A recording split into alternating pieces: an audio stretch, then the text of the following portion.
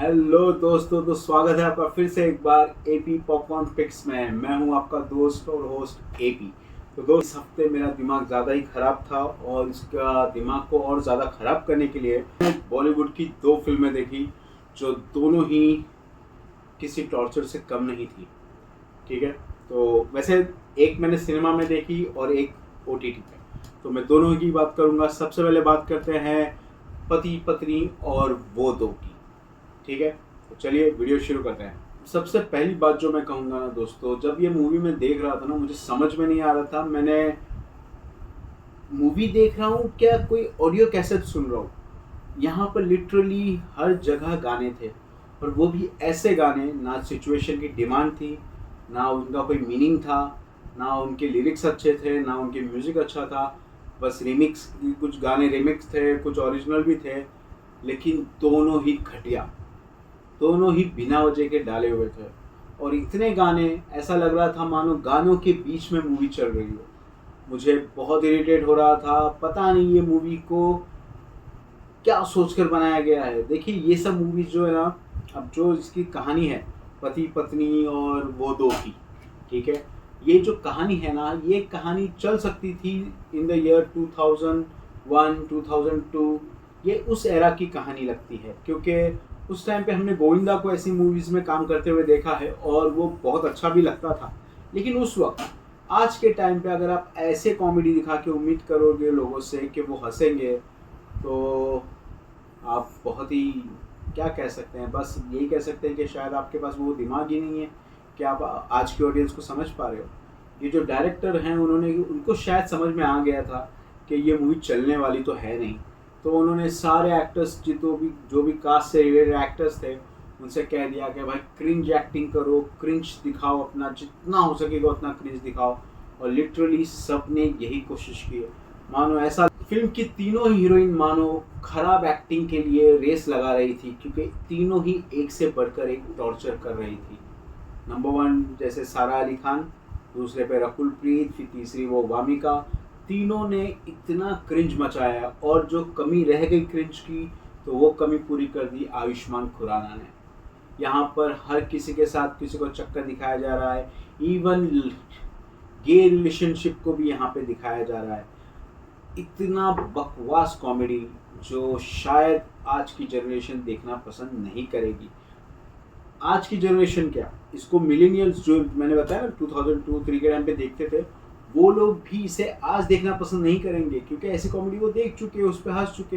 अब जैसे एक जोक पर आप एक ही बार हंसते हो, तीसरी या चौथी बार सुनने पर आपको हंसी वापस नहीं आती, उसी तरह से एक ही स्टोरी पर हम ऑलरेडी देख चुके हैं बहुत सारी फिल्में। अब अगर उस पर फिल्म बनती है एक नए हीरो के साथ, कुछ नई हीरोइंस के साथ, एक गे वाला एंगल भी डाल दिया कुछ अलग करने के लिए, तो बात नहीं बनने वाली। आप फिल्म की दुनिया में ज़ीरो नॉलेज रखते हो, इसका मतलब। ठीक है, तो मूवी बहुत ही बोरिंग थी, बहुत ही स्लो थी।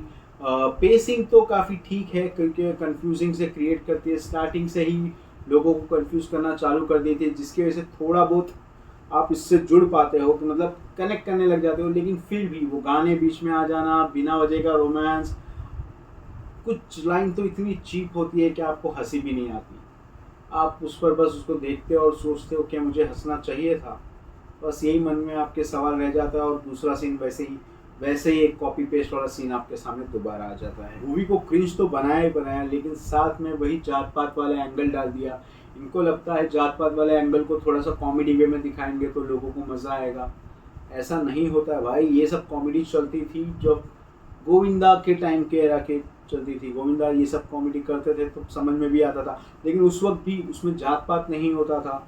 उसमें एक्चुअल में लोग जो थे वो इस एक, जैसे मान लीजिए एग्जाम्पल के लिए मैं दूल्हे राजा का ले रहा हूँ, वैसे और भी एग्जाम मूवीज़ होंगे, लेकिन दूल्हे राजा के एग्जाम्पल ले लेते हैं, जहाँ पर जो बाप है वो अपनी बेटी को गोविंदा से इसलिए नहीं देना चाहता क्योंकि उसको लगता है गोविंदा उसका बहुत बड़ा दुश्मन है, वो हमेशा उसका बुरा चाहता है। वो उसमें अमीर गरीबी ये सब का कॉन्सेप्ट भी नहीं है, जात पात का तो दूर दूर तक निशान नहीं है। लेकिन यहाँ पर ये लोग, ये डायरेक्टर्स जो हैं आजकल के, वो यही चीज़ें लाना चाहते हैं मूवी में। उनको लगता है ये एंगल डालने से मूवी थोड़ा सा और एंगेजिंग हो जाएगी, लेकिन ऐसा नहीं हो पाता। जैसे कि मैंने पहले ही कहा कि एक्ट्रेसेस तो मानो इसमें इसलिए ली गई थी ताकि वो क्रिंज बताया जा सके, उनकी स्टोरी भी ढंग से कनेक्ट नहीं की गई है। जैसे एग्जांपल के लिए आप क्या उसका नाम, रकुल प्रीत का जो कैरेक्टर होता है वो फर्स्ट हाफ में थोड़ा सा थुतला कर बोल रहा होता है। अब वो क्यों बोल रहा होता है, क्या बोल रहा होता है, वो हमको नहीं पता, ठीक है। उसको दिखाया है वैसा कि वो थोड़ा सा फनी वे में बोलने की कोशिश, जो बिल्कुल भी फनी नहीं लगता, बहुत ही इरिटेटिंग लगता है। लेकिन वो कैरेक्टर सेकेंड हाफ में आने के बाद बहुत ही अच्छे से साफ शब्दों में कहने लग जाता है। कैसे हुआ, क्यों हुआ, पहले क्यों ऐसा कह रही थी, कुछ नहीं, भूल जाओ, अपने आप से गैस करो। वामिका, मुझे तो ये एक्टर समझ में नहीं आ रहा, इसको इतना ओवर हाइप करके बॉलीवुड में लाया गया है। भूत बंगला में भी इसको इतना बताया जा रहा था जबकि कुछ नहीं था उसका रोल उसमें, और यहाँ पर भी सेम, यहाँ पर भी वो उसकी वाइफ है, लेकिन क्यों है, क्या है, वो समझता ही नहीं है। और ना ही उसकी एक्टिंग में कोई दम लगता है, बहुत ही फीकी एक्टिंग है, कोई भी उसमें ज़रा भी कुछ इमोशंस नहीं लगते, कनेक्ट नहीं कर पाते। अगर मान लो हम उससे कनेक्ट भी करना चाहे उस एक्ट्रेस के साथ, तो कनेक्ट नहीं कर पाते क्योंकि उसकी एक्टिंग बहुत ही क्रिंज टाइप की होती है। इसके अलावा मूवी में एक और प्रॉब्लम थी, वो थी एक्सेंट। बहुत ही घटिया एक्सेंट में बातें की गई है। वो जिस तरह से आयुष्मान खुराना वो एक्सेंट लाते हैं, देखिए आयुष्मान खुराना ने बहुत बेहतरीन फिल्में की थी शुरुआत के दौर में। उनकी जो मूवीज़ आई थी, ड्रीम गर्ल हो गई, वो तो बाद में, ये ड्रीम गर्ल, उससे पहले भी विक्की डोनर हो गया, और उससे बाद में भी बहुत सारी अच्छी अच्छी फिल्में आई उनकी, बधाई हो, काफ़ी ऐसी मूवी थी जो आप कनेक्ट कर पाते थे, एक मिडिल क्लास आदमी लगते थे जिसका हम कनेक्ट कर पाते थे। इवन उनकी जो द लास्ट एक्शन हीरो करके मूवी थी वो भी काफ़ी कमाल की लगी थी मुझे। लेकिन अब जो वो फिल्में लाते हैं ना, पता नहीं क्या हो गया उन्हें, वो ऐसा स्क्रिप्ट क्या देखकर डिसाइड कर लेते हैं कि वो ऐसी मूवी करेंगे, उनको लगता है कि ये सब मूवी चलेगी। ये सब मूवी का एक दौर था जो चलती थी, लेकिन अब ये मूवीज़ नहीं चलती है, तो आयुष्मान खुराना को थोड़ा सा ध्यान रखना होगा। ऊपर से उनकी एक्टिंग भी, उनका एक्टिंग का लेवल भी गिर चुका है। जब साथ में इतने बकवास एक्टर्स हों आपके, जो इतने बेकार एक्टिंग करते हैं कि जो अच्छा एक्टर होता है उनका भी लेवल गिर जाता है। अब इतने नेगेटिव के बीच में मैं एक पॉजिटिव पॉइंट कहना चाहूँगा, अगर आप पूरी मूवी में सच में आपको हंसी आती है या आप हंसी फील कर पाते हो, तो वो होते हैं विजय राज के सीन। जी हाँ, हमारे कौवा बिरयानी कैरेक्टर विजय राज, जब भी वो स्क्रीन पर आते हैं तब थोड़ा इंटरेस्ट बनता है, ऐसा लगता है कि अब कुछ फ़नी होने वाला है, और होता भी है। उनके कुछ डायलॉग्स पे आपको हंसी भी आ जाती है। तो विजय राज एक कमाल के एक्टर है, वो हमेशा लोगों को हंसाने में कामयाब होते हैं। और आयुष्मान खुराना की मूवीज़ में आजकल तो वो हमेशा होते ही हैं, जैसे ड्रीम गर्ल में थे, ड्रीम गर्ल 2 में भी थे। अब जैसे हमको पता है ड्रीम गर्ल तो बहुत ही अच्छी मूवी थी, ड्रीम गर्ल 2 एक एवरेज मूवी है, लेकिन फिर भी उसमें भी विजय राज ने पूरी तरह से अपने आप को इस्टेब्लिश कर दिया था एक्टर के तौर पे, और कॉमेडी उनकी तो लाजवाब थी। और यहाँ पर भी सेम चीज़ होती है, बाकी कैरेक्टर्स से हम इतना नहीं जुड़ पाते हैं, कुछ साइड कैरेक्टर्स थोड़े बहुत अच्छी एक्टिंग करते हैं, और उनमें से सबसे बेस्ट हैं विजय राज। विजय राज को देखकर आपको मज़ा आएगा। तो बस मुझे तो यही एक पॉइंट लगा जो मूवी का सबसे पॉजिटिव पॉइंट था, और मज़ा आया। तो अब अगर रेट करने की बात होगी तो मैं इसे रेट करूँगा 2 स्टार्स। ठीक है, मैं मूवी को रेट करूँगा 2 स्टार्स, और ये उससे ज़्यादा डिज़र्व भी नहीं करती। It's definitely a flop film. मुझे नहीं लगता ये अपना बजट भी कवर कर पाएगी जितने की ये मूवी है। अब पता नहीं कितने की है, देखना पड़ेगा, लेकिन जिस तरह की मूवी है मुझे नहीं लगता ये ज़्यादा दिन सर्वाइव कर पाएगी थिएटर में।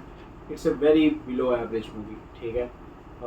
अगर आपने इसे देखी है तो आप मुझे अपनी राय बता सकते हैं कि आपको ये कैसी लगी। आप भी सहमत है इस बात से कि ये सब मूवीज़ जो है वो 2000 एरा के टाइम पे अच्छी लगती थी, अभी नहीं, या आपको लगता है कि नहीं ये मूवी अच्छी है और मुझे समझ में नहीं आई है, मुझे शायद वाकई समझ में नहीं आई है अगर आप कह रहे हो तो।